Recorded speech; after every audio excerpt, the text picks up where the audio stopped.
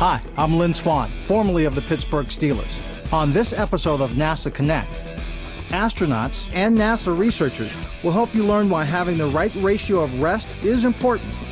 Students will construct a tool for visualizing fractions as they learn about rational numbers, all on NASA Connect. The right ratio of rest, proportional reasoning.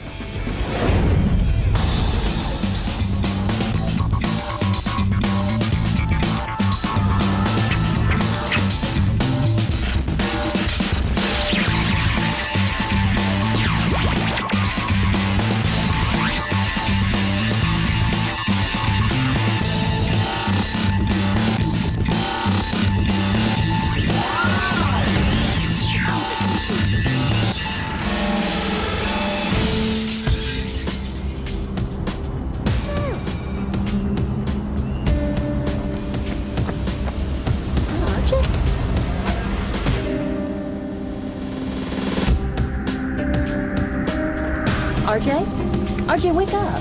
Oh, hey, Jen. How you doing? RJ, I'm doing fine. The question is how you're doing. You look beat. Are you okay? I've just been really tired lately. I even fall asleep in class. You know what? Today my teacher had to wake me up. You're kidding me. That's not good. RJ, what's going on? Track meets and practice keep me pretty busy, and I stay up late every night doing my homework. I mean, it's hard for me to get up in the morning, and I can't seem to keep my head up during class. I mean, I'm beat. RJ, if you keep going like this, you're going to burn out. Now, have you ever heard of the term biological clock? Isn't that where your body has to be in sync? Sort of. A more scientific way of talking about your biological clock is the term circadian clock. Now, this is when your sleep period and your activity period are coordinated with the environmental dark and light cycle. The circadian clock acts as a master control to ensure that the various systems of the body, the nervous system, the respiratory system, the cardiovascular system, and others, work together. Now, if your clock is out of sync, your health and performance will be negatively affected.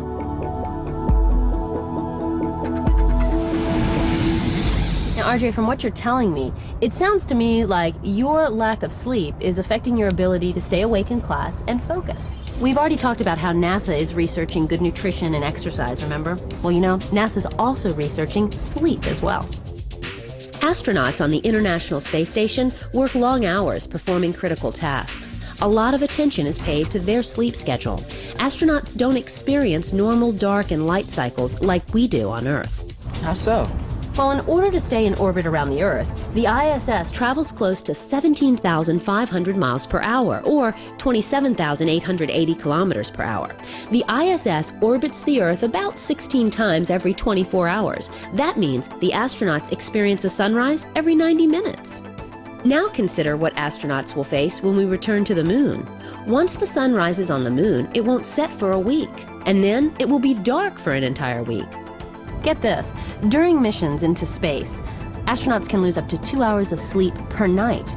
Now, after a 2-week mission of orbiting in space, they've accumulated such a sleep deficit, they are fighting for a bed when they get home. So you see, RJ, your extreme schedule has you facing a circadian challenge, much like the astronauts do, on a much smaller scale. Wow, I'm facing a challenge like the astronauts. RJ, I have a great idea. Why don't you search the internet for some more information on the circadian clock? And make sure that your information comes from reliable sources like the NASA portal. Speaking of NASA, I bet you could contact some NASA researchers and find out what NASA is doing in this field. Bet you could get some really great information. Okay, Jen, I'll get on it when I get home. Don't forget your homework, and please get some rest first. Oh, sure. Yeah, I'll let you know what I find out. See you later. Okay. Lack of rest and sleep is an issue for many people. Think about spring and fall when we change our clocks. Do you have difficulty adjusting to the new time? How about when you go from your summertime routine to your fall school routine? Now, if you're like most kids in the summertime, you stay up late at night and you might sleep later in the morning. Do you have trouble adjusting your biological clock for school? A University of Michigan medical study found teachers report that 10% of their students have trouble staying awake in their class. Are you one of these students? Well, while RJ does his research, here are a few things you and your teacher need to know about today's NASA Connect program. During the course of the show, your teacher will stop the program and ask you several inquiry-based questions. This is your time to explore and become critical thinkers. And here is Derek with your first question. Our friend Norbert is from the planet Norbania, where a normal day, or a light-dark cycle, is 24 hours, just like it is here on Earth.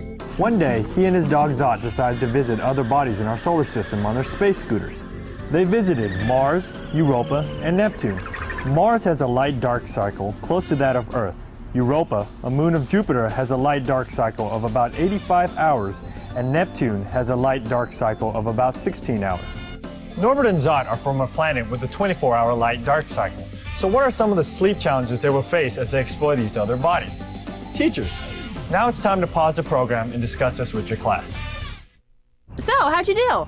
We'll get back to Norbert and Zot a little bit later in the show, but first, let's see how RJ's doing.